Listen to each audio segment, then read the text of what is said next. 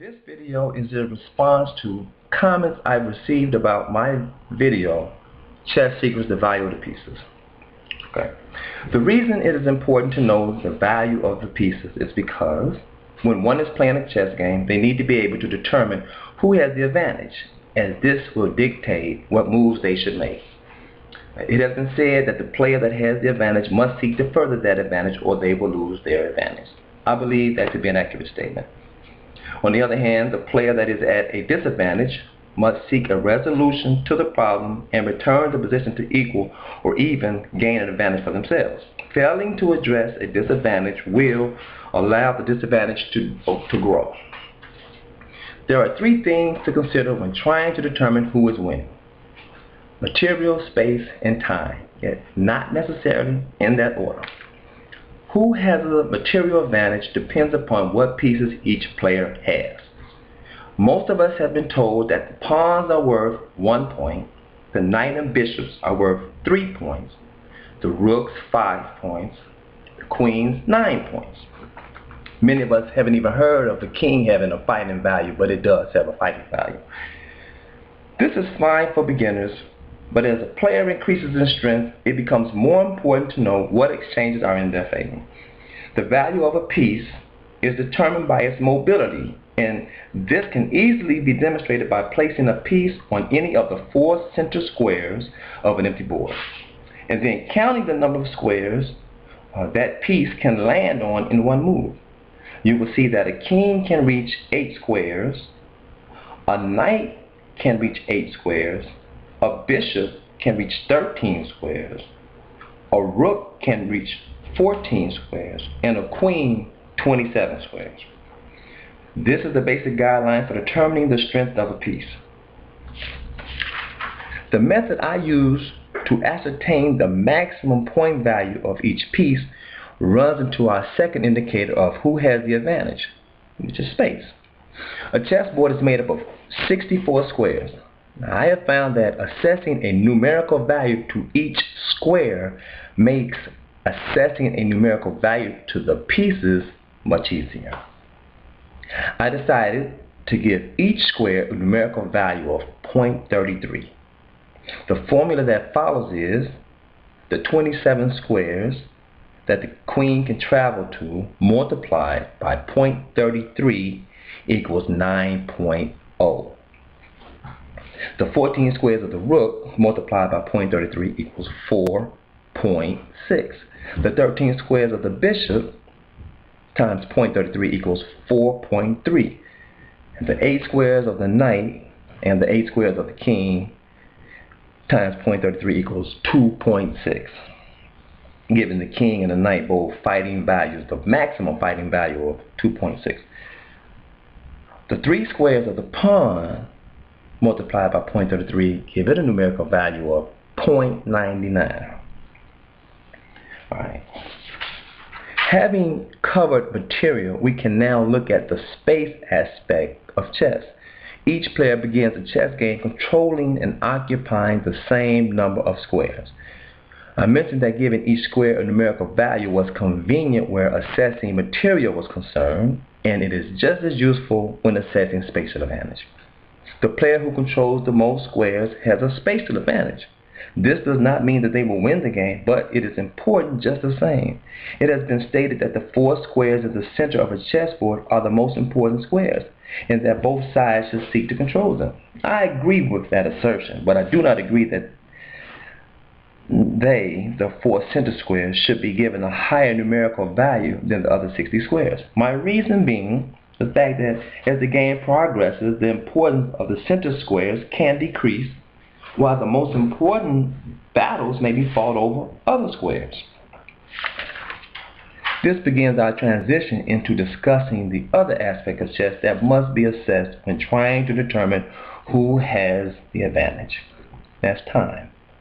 I have to stop here and point out that occupying a square and controlling a square are not necessarily the same thing. The player that has control of the most squares has a spatial advantage. But again, that does not mean that they will win the game, because if one has an advantage in material or space, but they do not have enough time or moves to convert their advantage into an overwhelming advantage or a forced win, then their advantage in space and material mean nothing. Time in chess equals moves or opportunities to move a piece. If a player has a chance to move a piece and he uses his move in a way that doesn't address the square or squares where an advantage is being threatened, then that would be considered a waste of time or a wasted move. The sum of what I have said is, every time a player has an opportunity to move a piece, they should determine who has a material advantage and also who has a spatial advantage. They next need to determine if that or those advantages can be converted into a greater advantage. The side with the advantage should make a move that will safely further their advantage, and the player who is at a disadvantage should make a move that will minimize their disadvantage.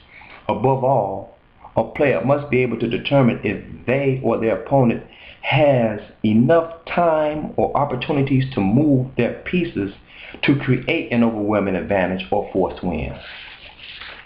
If a player has the advantage, he or she should be able to win. The only true exception to this rule that needs to be considered here are sacrifices. Okay. So a sacrifice in material or space can and does on occasion drastically reduce the time needed to wage a winning assault on the opposing king or position. A player may be able to calculate, here's a math term, they need to be able to calculate. They may be able to calculate correctly that his or her opponent will not have enough opportunities to move their pieces to the squares that the attacking pieces are taking control of. So if they can't get their pieces to the squares that the attacking pieces are taking control of, then they just don't have enough time to defend. They're going to lose.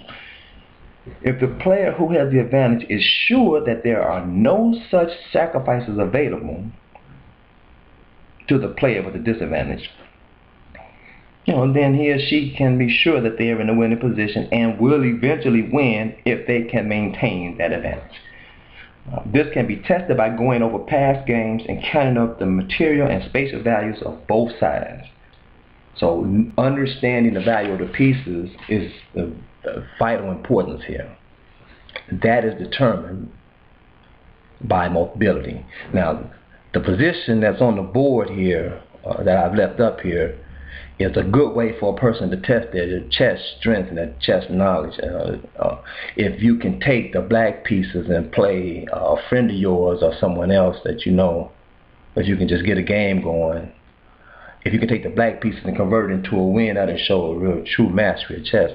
This is actually basically an equal position. It's white's move, and it needs to be investigated. When people start understanding the value of the bishops, in relation to the moves they made, in relation to the queen, in relation to the rook, they can become better chess players. And as I study chess games and as I watch other chess games that people play, and as my own games, I'm watching more and more what the bishops are doing, and what in the fact that they control these diagonals the way they do. Diagonals open up a lot in many games quicker than files do.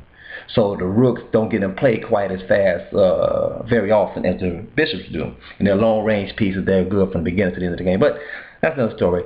Check out the position. Check your own chess knowledge. You can test it by looking at these positions and seeing if you can win with black, against or equal strength opponent that has the white pieces. All right, here's the bad bishop. I'm out.